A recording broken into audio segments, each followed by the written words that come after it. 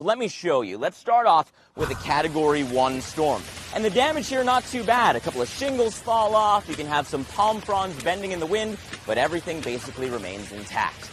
Category 2, that's where you really start to feel it. Look at the windows of the house.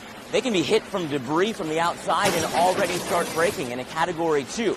Your trees are significantly bent over in the wind, and the siding of the house itself can break, flapping there in the wind, adding to those eerie noises inside. Category 3. I've heard only a Category 3, but it's not only anything except really bad news. In a Category 3, you can have the door of the house blown in because the winds get so strong.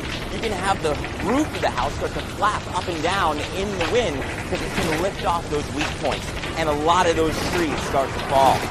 Category 4, the damage is even worse. You get most trees falling, most of your windows breaking, most of your shingles fly away, and then Cat 5 is as high as the category scale goes. By Cat 5, no shingles remain anywhere nearby. The holes in the roof get so big that the walls of the house start to fall because they're not attached to anything anymore. There won't be any trees up in the neighborhood. That's just catastrophic damage. But again, that's just from the wind, and there are other impacts from hurricanes, and they all vary through the season. So stick with the Weather Channel to keep you safe as the tropics head towards your neck of the woods.